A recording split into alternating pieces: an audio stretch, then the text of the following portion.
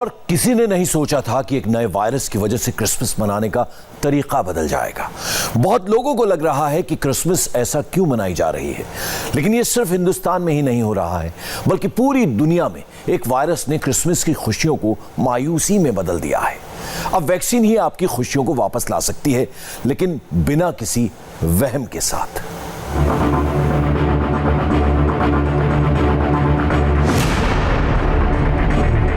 Britain, France, Belgium, Denmark, Netherland, Italy, Nigeria, South Africa, Hong Kong, Singapore.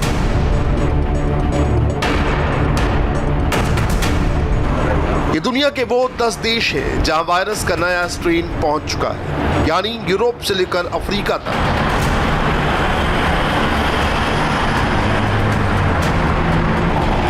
और अब Asia में भी नए वायरस की एंट्री हो चुकी है। जैसे जैसे वायरस की रेंज बढ़ रही है, वैसे वैसे पूरी दुनिया की टेंशन बढ़ रही है।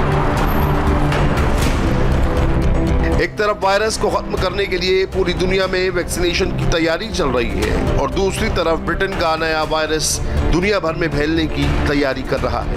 एक तरफ वायरस से बचने की उम्मीद है, तो दूसरी तरफ नए खतरे की आहट।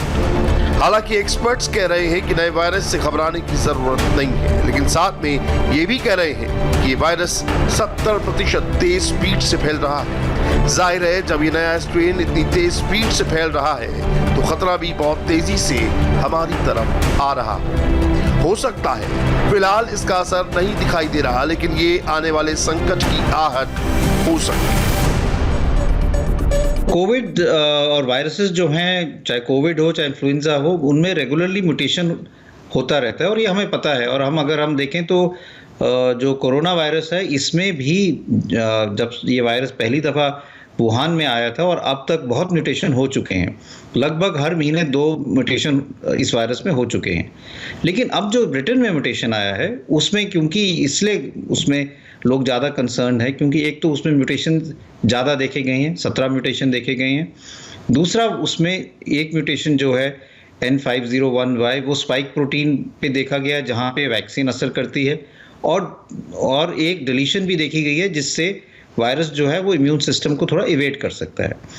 लेकिन सबसे ज़्यादा जो वहाँ पे ऑब्जर्वेशन हुआ है साउथ ईस्ट लंदन इंग्लैंड में, वो ये देखा गया कि जहाँ जहाँ पे ये वायरस का स्ट्रेन था, वहाँ केसेस भी बढ़े। तो उन्होंने ये नतीजा निकाला है कि ये वायरस जो है ये ज़्यादा इन्फेक्शियस है, 70% ज़्यादा इन्फेक्शियस है मॉडलिंग डेटा पे। और इसलिए सारी दुनिया को सतर्क किया कि ये जो स्ट्रेन है, हो सकता है कि ये एकदम इन्फेक्शन ज़्यादा फैलाएगा। लेकिन उस एरिया में उन्होंने जब डेटा देखा तो उसमें हॉस्पिटल एडमिशंस नहीं बढ़ी, मोर्टेलिटी या डेथ रेट नहीं बढ़ा। तो ये वायरस में जो म्यूटेशन हुआ है, उसमें सिर्फ यही है कि ये इन्फेक्शियस ज़्यादा हो सकता है, और इसलिए सारे देश सॉर्ट ऑफ ज़्यादा केयरफुल हो रहे हैं। नए वायरस से खतरे की आहट की तस्वीरें आपके सामने हैं। किसी ने नहीं सोचा था कि क्रिसमस के मौके पर नया वायरस फिर से लॉकडाउन वाली मायूसी वापस ले आएगा। ब्रिटेन से लेकर इटली तक, जर्मनी से लेकर ग्रीस तक सड़कों पर खामोशी है। हर किसी को डर है 70% तेज स्पीड से फैलने वाला नया वायरस कहीं फिर तबाही न मचा दे। इसीलिए कई देशों में सख्ती से लॉकडाउन लगाया गया। क्रिसमस की खुशियों के बीच पूरे इटली में खौफ का सन्नाटा है। नए वायरस से बचने के लिए इटली की सड़कों पर लॉकडाउन है। सड़कों पर आने जाने वाले लोगों से पूछताछ की जा रही है, और जो गैर जरूरी काम के लिए बाहर घूम रहा है, उसके चालान काटे जा रहे हैं। ऐसा इसलिए है क्योंकि मौत का तांडव इटली कुछ महीने पहले देख चुका है, और अब वो खौफनाक मंजर दोबारा नहीं देखना चाहता है।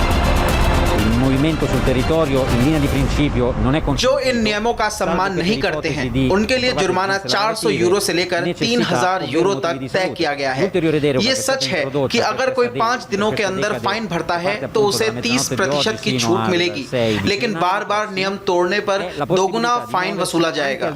इस इलाके में आने जाने की अनुमति नहीं है, सिवाय इसके अलावा कि बहुत ही जरूरी काम हो या स्वास्थ्य सेवाओं की जरूरत हो। और जो आज रात से नियम शुरू होने वाले हैं, उसके लिए हम माफी मांगते हैं। Recidiva in caso di reiterazione della violazione। पिछले 4 दिनों में आंकड़े देखें तो इटली में कोरोना की स्पीड फिर से बढ़नी शुरू हो गई। 21 दिसंबर को इटली में नए मरीजों की संख्या 10,860 थी। जो 22 दिसंबर तक बढ़कर 13,294 हो गई। इसके बाद 23 दिसंबर को 14,521 नए मरीज सामने आए, तो 24 दिसंबर को बढ़कर 18,040 हो गए। फिलहाल ये कहना मुश्किल है कि ये नए वायरस के स्ट्रेन का असर है या पुराने वायरस की स्पीड बढ़ गई है। लेकिन एक बात तो तय है कि अगर ये नए वायरस के स्ट्रेन का असर है तो गंभीर परिणाम आ सकते हैं, जिसे संभालना बहुत मुश्किल होगा।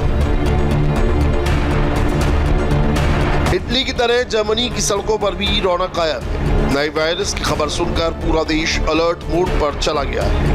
लोगों को ये उम्मीद थी कि क्रिसमस के मौके पर वैक्सीन के आने की खुशखबरी उनकी खुशियों को डबल कर देगी, लेकिन क्रिसमस से पहले नए वायरस के आने से सारी खुशियां मायूसी में बदल गई। अब लोगों को लगता है कि नए वायरस से जान बची रही तो यही सबसे बड़ा गिफ्ट होगा। ये बहुत उदासी भरा है। सही कहूँ तो मैं वास्तव में क्रिसमस के मूड में नहीं हूँ। मैंने अपने घर पर काफी अच्छे से मनाया है, कुछ मोमबत्तियां लगाई और थोड़ा सजाया, लेकिन सच कहूँ तो बाजार में एक साथ घूमने का मन नहीं करता। मेरे लिए ये बहुत अच्छा नहीं है क्योंकि मैं स्पेनिश हूँ और मैंने फैसला किया था कि मैं स्पेन नहीं जाऊंगी क्योंकि वहाँ जाना बहुत असुरक्षित है। मुझे ये थोड़ा दुखद लगता है कि हम क्रिसमस अकेले मना रहे हैं। यहाँ सब कुछ बंद है और मैं क्रिसमस के बाजारों को याद करती हूँ, लेकिन मुझे लगता है कि अब हमें इसके साथ ही रहना होगा। यूरोप के ज्यादातर देश डरे और सहमे हुए हैं क्योंकि ज्यादातर देशों में नए स्ट्रेन ने दस्तक दे दी है। लंदन से लेकर फ्रांस तक हर किसी के मन में खौफ है कि नया वायरस बड़ी तबाही ला सकता है, इसलिए वैक्सीन के असर तक इस स्ट्रेन से बचकर रहना होगा। पहले चीन का वुहान, अब ब्रिटेन का लंदन। वुहान का वायरस अभी काबू में नहीं आया कि ब्रिटेन से दूसरा वायरस आ गया। चीन के वायरस को रोकने के लिए वैक्सीन तैयार हुई थी कि वायरस के नए रूप ने वैक्सीन को चुनौती दे। हालांकि वैक्सीन कंपनियां इस बात की तसल्ली दे रही हैं कि नए वायरस से वैक्सीन पर कोई असर नहीं पड़ेगा, लेकिन ये बात भी पूरी तरह सही है कि वायरस का म्यूटेशन बदल चुका है। इसीलिए नए स्ट्रेन पर वैक्सीन का कितना असर होगा ये देखना बाकी है। एक तरफ भारत में वैक्सीनेशन की तैयारियां फुल स्पीड पर है। ऐसे में नए वायरस के स्ट्रेन ने हर किसी की चिंता बढ़ा दी है। उम्मीद की जा रही थी कि कोरोना की कम होती रफ्तार और वैक्सीनेशन के डबल अटैक से वायरस का खत्म होना तय है, लेकिन ब्रिटेन के नए वायरस ने हर किसी की नींद उड़ा दी है क्योंकि ये वायरस ब्रिटेन से निकलकर दुनिया के कई देशों में पहुंच चुका है। यूरोप के फ्रांस, बेल्जियम, डेनमार्क, नीदरलैंड और इटली में भी कोरोना का नया स्ट्रेन पहुंच चुका है। इसके अलावा अफ्रीका के देशों में नाइजीरिया और साउथ अफ्रीका में भी कोरोना का नया स्ट्रेन पहुंच गया है। इसके साथ ही एशिया में हांगकांग और सिंगापुर में भी कोरोना के नए स्ट्रेन ने दस्तक दे दी है। भारत के लिए चिंता इस बात की है कि ब्रिटेन से बहुत से यात्री भारत आ चुके हैं और इनमें कई अपने साथ संक्रमण ला चुके हैं। जो नया स्ट्रेन कोरोना वायरस का डिटेक्ट हुआ है यूके में और किसी हद तक 2-3 और कंट्रीज में भी ऐसे पकड़ा गया है, देखा गया है, वो एक म्यूटेशन हुई है वायरस के बायोलॉजी में, स्ट्रक्चर में, जिसकी वजह से वायरस के बिहेवियर में, स्वभाव में बदलाव किसी हद तक देखा गया है। और ये बदलाव लार्जली ये है कि संक्रमण में ताकत उसकी बढ़ी है। एक से दूसरे व्यक्ति तक जाने में जो टेंडेंसी है वो बढ़ी है। जो हमारे वैक्सीन बन रहे हैं उनके ऊपर नेगेटिव प्रभाव नहीं होगा। ये वैक्सीन अभी भी कारगर हैं और इस म्यूटेशन की वजह से वैक्सीन की कारगरता पे कोई चोट अभी तक नहीं पहुंची। लेकिन हमें याद रखना है कि ये जो डेवलपमेंट हुई है एक नई डेवलपमेंट है। अभी पूरी तरह से सब समझ रहे हैं। हम अपने देश में भी बहुत एक्सटेंसिव तरीके से इसको समझने की कोशिश कर रहे हैं। दुनिया भर के वैज्ञानिकों के सामने अब ये नया चैलेंज है कि नए स्ट्रेन को किस तरह खत्म किया जाए, क्योंकि जिस तरह वायरस ने अपना म्यूटेशन बदला है उस हिसाब से अब तक तैयार वैक्सीन किस तरह से स्ट्रेन को खत्म कर पाएगी।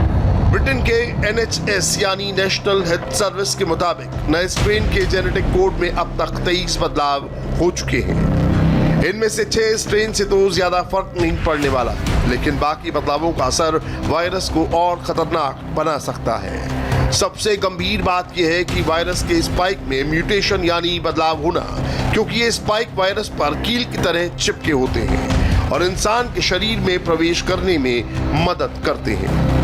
हमारी और कई वैक्सीन जो हैं, डॉक्टर रेड्डीज लेबोरेटरी की वैक्सीन है, जाइडस की वैक्सीन है, ये भी अप्रूवल आ जाएंगी। तो हमारे पास वैक्सीन की जो हम कहें क्वांटिटी वो एकदम बढ़ जाएगी, क्योंकि मल्टीपल वैक्सीन अवेलेबल होंगी और फिर हम आस्ता आस्ता और भी लोगों को वैक्सीनेट कर पाएंगे, जिससे हम चेन ऑफ ट्रांसमिशन जो हम कहते हैं, जिससे जो इतनी हर्ड इम्यूनिटी आ जाए कि कोविड के एकदम केसेस कम हो जाएं और एकदम इन्फेक्शन ना फैले, ऐसी सिचुएशन हो जाए। नए स्ट्रेन को लेकर दुनिया की 3 बड़ी वैक्सीन फाइजर, मॉडर्ना और एस्ट्राजेनेका का दावा है कि नए वायरस पर भी वैक्सीन का असर रहेगा, लेकिन ये असर कितना होगा ये वैक्सीनेशन के बाद ही पता चल पाएगा।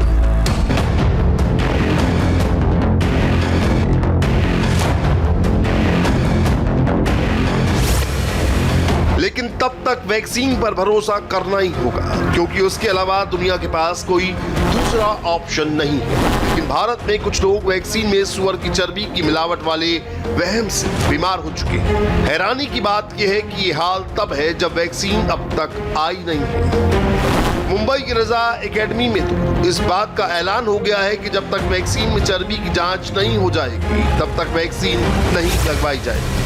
इस बात को फैलाने के लिए मुंबई में बाकायदा मीटिंग की जा रही है। कुछ मौलानाओं को लगता है कि वैक्सीन में सुअर की चर्बी मिलाई गई है और इस्लाम मानने वालों के लिए ये गैर हलाल है, इसलिए वैक्सीनेशन ना करवाया जाए। लेकिन कुछ मौलाना ऐसे भी हैं जो वहम फैलाने की बजाय इस बात पर ज्यादा यकीन करते हैं कि वैक्सीन में सुअर की चर्बी का इस्तेमाल नहीं किया गया है।